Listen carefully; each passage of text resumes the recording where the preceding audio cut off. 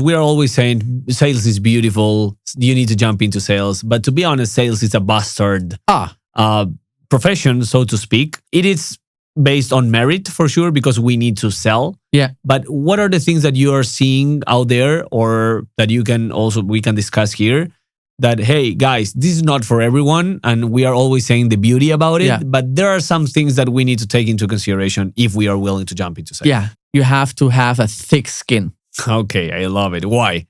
Because you get so many rejections on a daily basis. You have a deal, you worked for 6 months, and then they say, sorry, we decide for another provider, right?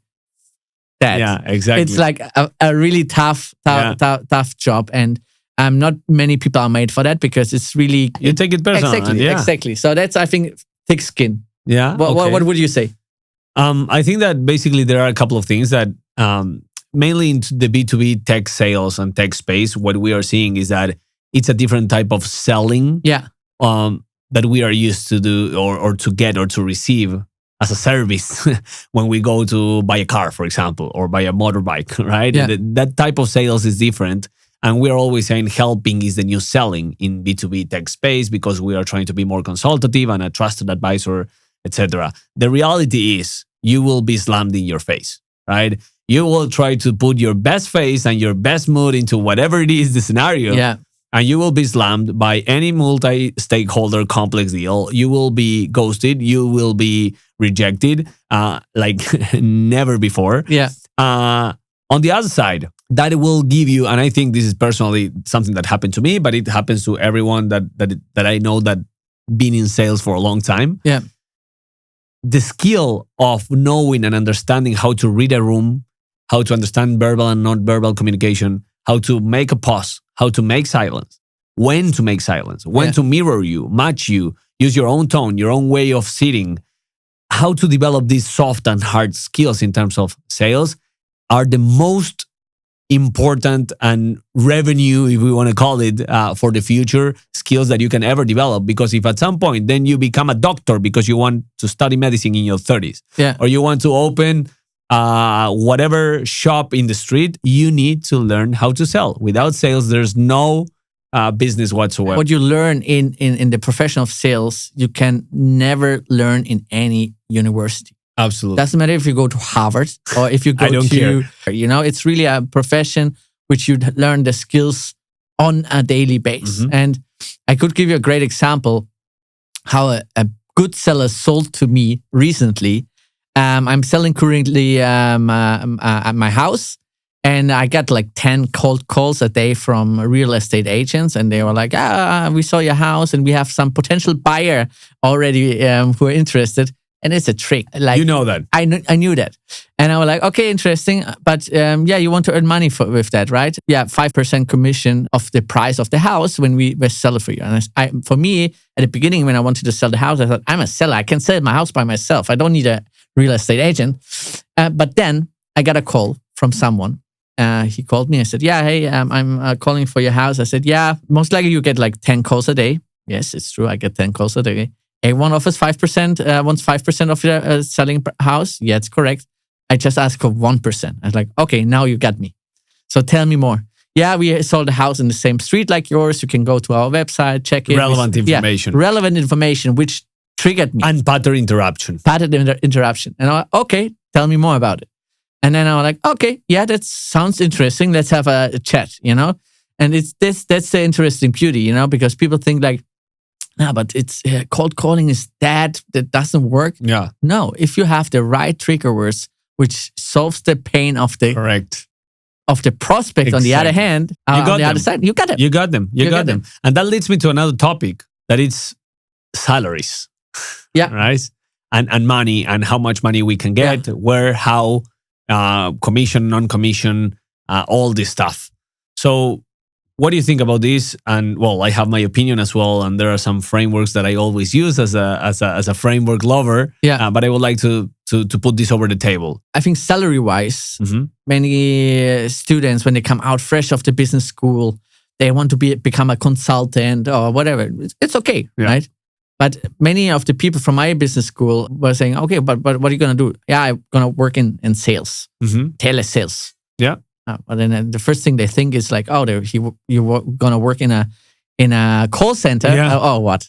And I said, no, not directly. We have a beautiful office in the beach of Barcelona where I started my sales career as an SDR. So, but how fast I increased my salary in the first couple of years, I think the consultant in one of the big four will never get that fast to such a point, right? Or I made a comparison between a pilot versus a salesperson who reaches fast at 250K mark.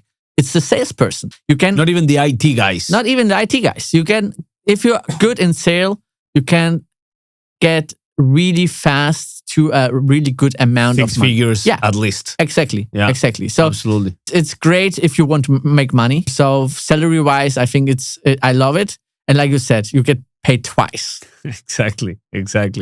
What is your opinion about it, Alan? What I do believe that there is a gap in the understanding of how your salary should be or how you should be compensated. Yeah. Sales is about retribution on how much revenue you bring to the company, right? So it's like an exchange of services. I will pay you for you to bring more revenue to my company, recurrent revenue, and in exchange, I will give you that money. On top of that, if you hit some level of quotas that I will put on top of what you have to do, you will get an accelerator or whatever it is that we define as a commission, that you will get more money. The thing is, as we were talking at the beginning, one of the cons that you need to have the thick skin, you need to be ready for constant rejection, objections, and basically people saying and slamming faces in your doors in your faces, better said. Yeah. But basically what happens here is that if you are developing those skills and you're ready to go through that, money will come. Yeah. The second challenge that I see, and this is more company-wise, and I would like to introduce this topic, it's compensation plans. Yeah. Right? Before we jump into more sales strategies about cultural differences and so on, compensation plans is a big topic. Oh yeah, it's a pain. It's a pain. You as a seller, me as a seller, every seller that is listening out there, they know that, hey, I don't understand what the compensation plan looks like, how it's structured, how it's measured, how my manager is paying me or the company is paying me. It's really important that every seller, going back to if you want to break into tech sales, the first thing that you need to ask in an interview is, okay, besides salary-wise, how the compensation is structured. You have to ask the question to the hiring manager if you're in front of him. Can you please explain me the compensation compensation plan? Absolutely. If they are not able to explain it, it's not a good sign. Yeah, if they don't know it, you don't trust them, right? And there is a rule that we will disclose in some other episodes as well. Yeah. But it's a really fun rule from a friend of us from the house that says it's the gin tonic rule. Yeah. Right? And we just learned that. Can you please explain for the audience the gin tonic rule? The gin tonic compensation plan rule is basically says that if you cannot explain your compensation plan after you drink or drunk 3 gin tonics, you're screwed. So the idea here to understand for every seller is that first, in every interview or in every new role that you are applying, ask how your salary will be structured, both base and salary, also compensation or commission or variable. How do they call it combined? There's the OTE. OTE. Yeah, OTE is basically the both combined, based and variable or commission based. It's on target earnings. Correct. On target earnings are basically when you're saying or when we are saying this OTE 150K. That doesn't mean that you will get there, but it's a possibility. If you get your 60, 70, 80K base salary and your another 50% in commissions, right? Yeah. So first thing to ask. Second thing, it's understanding how the company structured that internally and how is that aligned to the business goals and how is that being paid. By the way, now that we mentioned that, it's a must to mention Remuner. Yeah. Remuner it's another partner of the house as well. They are partnering in these episodes and in this podcast. And basically, they are solution solving this huge problem. Yeah. They are helping companies understand how to structure, how to deliver, and first of all, how to be more transparent within their compensation plans, not only to save a lot amount of hours for the people in finance, in RevOps, and the ones that are designing and checking this, but also mistakes, millions of dollars paid just because they are managing this in spreadsheets, and they are giving also the trust for the seller that don't have to be with POSIT in the computer, understanding how to calculate your commissions, right? And yeah, and they have a really cool feature. You can actually chat with Remu. And Remu, the AI agent. Remu is your AI agent, and you can ask Remu, okay, Remu, let's say I will close this deal, multi-year contract. How much money I will make? How much money will I earn when I do a multi-year contract, right? Remu gives you the right answer, which again motivates and drives the behavior of what should I do as a seller, right? 100%. Basically, another example that we were testing within the tool is like, hey, I want to make 3K. You can even sell or say exactly what are your goals. Like, I want to go to Thailand, right? In 3 months from now, next summer, whatever, and I want to make 3K. How or what should I do in order to get those 3K extra in commission? And as it's connected to all your tech stack, CRM, and data entry points, it will say, hey, you have all these deals open. This is with more priority. This is the one that could be sell faster. These are the ones that will give you more commission. So having this into consideration, that there are tools like the ones Remuner, that on top of that, they are partnered here, and you can check them out in the description and all the details. How do you see using this information on benefit of your own behavior as a seller? I think if you have the transparency, right?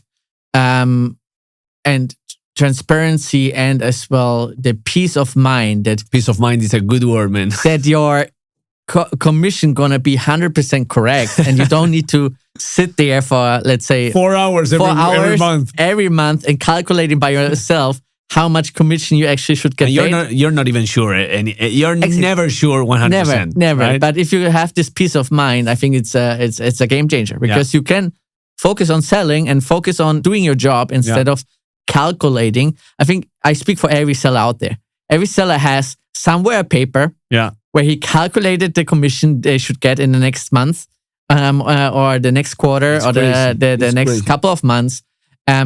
And even making their own forecast. Okay, if I close this is the money. They're already planning the money, what they potentially gonna earn, and for what they're gonna spend it, right? So it's crazy. I think it's a game changer, and I think the word which comes to my mind is really peace of mind. It's like you can be relaxed and let Remuner handle all these complex these deal breakers in your head. Exactly. So, man, in order to jump into the next topic, that is I think that is something that most audience is asking for us to talk, that it's how to sell to different regions, territories, because of the cultural differences and so on. Before getting there, let me make a quick recap, please, if that makes sense. Yeah. That it's, okay, sales is a beautiful profession.